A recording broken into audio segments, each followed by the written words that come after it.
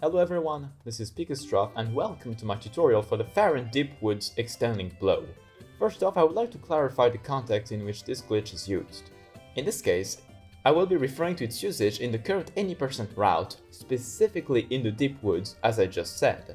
This is because this is a map and context sensitive trick.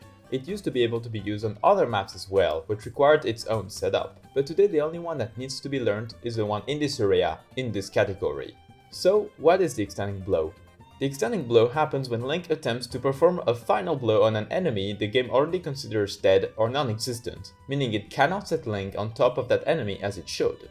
Therefore, the game sends Link to the origin coordinates of the map, which in that case happens to be right in front of Skyview Temple, which is very useful for speedrunners to skip most of this map. In a practical way, the way we do this is by stunning the Boko we do the final blow on into the void right there. So, how do we do that? When we first enter the Deep Woods, we have Fi talking to us. We then proceed to move forward and see that first Boko, which isn't the one we will use for the extending blow. All you need to do is stun the Bokoblin with a slingshot and move forward. After that, we go a bit forward and finally see the chosen one, the Bokoblin that will be used for the extending blow. For this, the setup is precise but simple to do.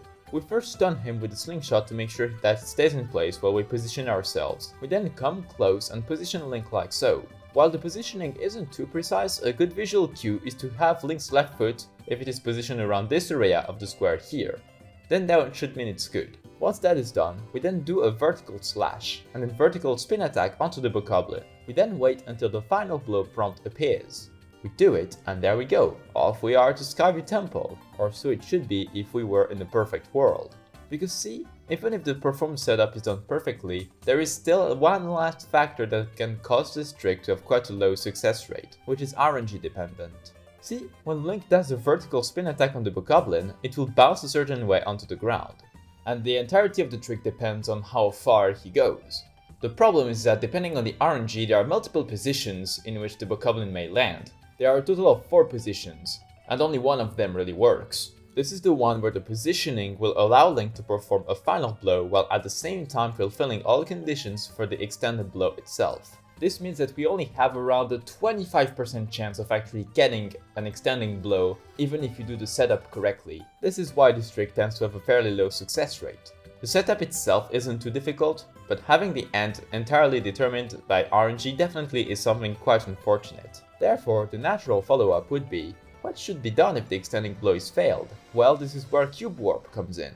Cube Warp is the backup strat used, where Skyward Strike is used on the Goddess Cube on top of the ledge so Link is warped next to it after the little cutscene happens when the block is struck with the Skyward Strike, allowing skipping most of the Deep Woods. It is done by going onto the other side of that void and then distracting the Bokoblin so he is well positioned. We then have to prepare a Skyward Strike while aiming at the Boko, and when he is about to attack us, we then do the Skyward Strike. If we were well positioned, the strike should touch the Goddess Cube, which will put Link at the right spot.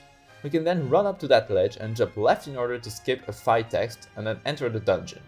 And even if that fails, for instance with the Boko dying after 3 attempts, well, there's always the casual way. Anyways, if you want to practice extending blow, it actually isn't too hard. As long as you have an early game file saved probably at the Fair and Woods bird statue on the balcony and then go into the Deep Woods, you can attempt there. And if it is failed, it is actually possible to just exit the Deep Woods and come back, which will make the Bokos respawn. Obviously this isn't viable in an actual run, but it is good for practice. As I said, it has to be in an early game file as otherwise the enemies will be different compared to how it will be in an actual run setting. In any case, there isn't much more I may say about it.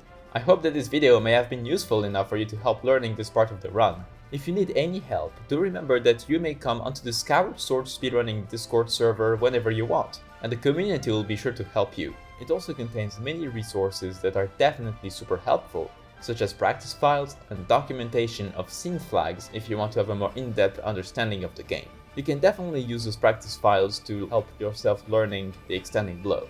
Thank you so much for watching and see you soon!